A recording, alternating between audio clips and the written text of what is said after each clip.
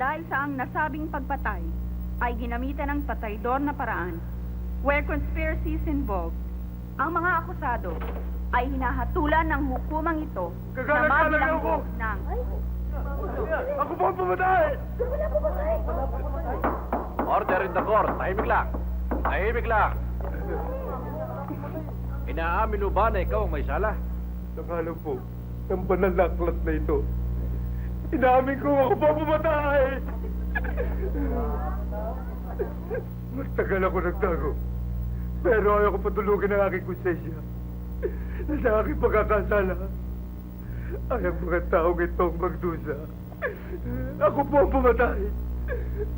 At ang baril ko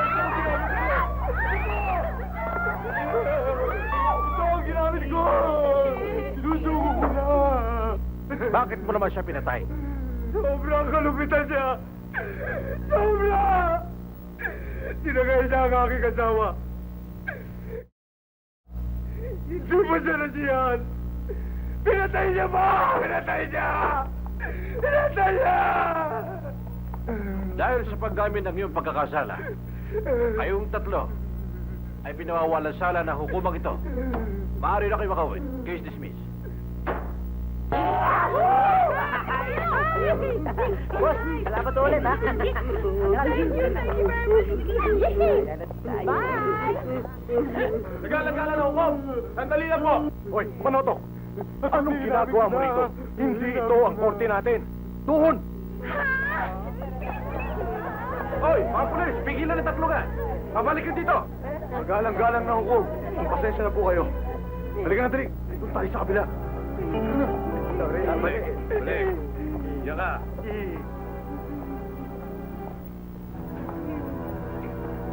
Sino kayo?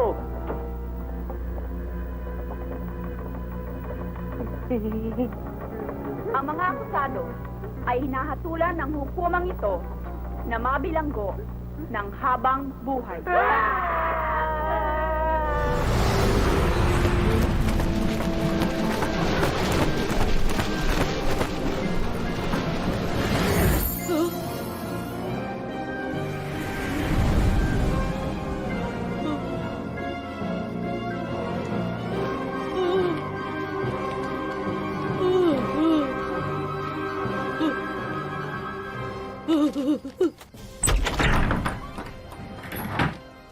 Akala ko ba nasa isolated place ang bahay ninyo?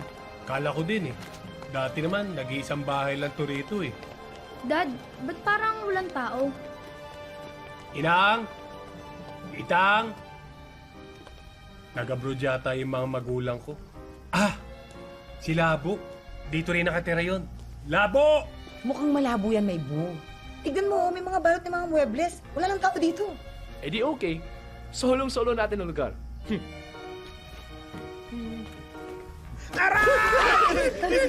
Ano ginagawa niyo dito?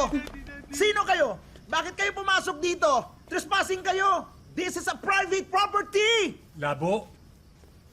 Labo! Busbo! Labo! Labo! Busbo, Ako mabuti to. naman bumalik kayo. Dad, yan yun namang lupa. No, bunso. Kaibigan siya ng daddy mo. Kaibigan niyang duwende. Mahal. Siya nga pala. Siya si Labo, assistant ko. Caretaker din dito. Asan nga pala ang inangat itang? Ano ka ba, Busbo? Matagal ang kapiling ni Lord. Hindi ko nga alam kung paano ka hanapin nun eh. Akala ko nga, kinain ka na ng mga aswang eh. Mang Labo, hindi po namin yung gagawin kay Daddy. Ano sabi mo? Labo. Mula ngayon dito na kami titira ng pamilya ko.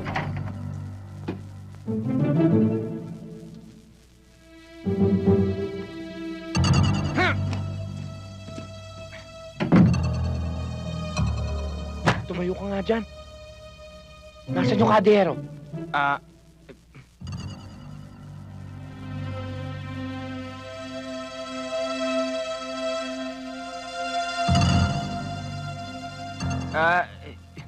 Wala.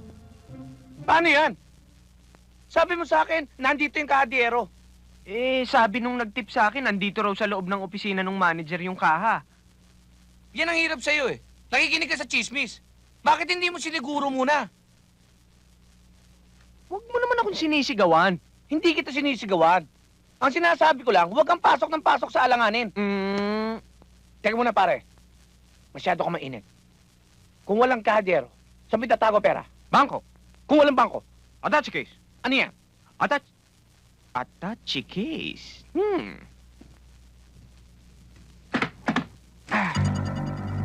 Yan! Wala.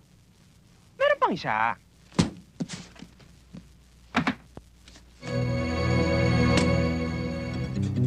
Nandiyan ba? It is. Pasay, patingin. Sige.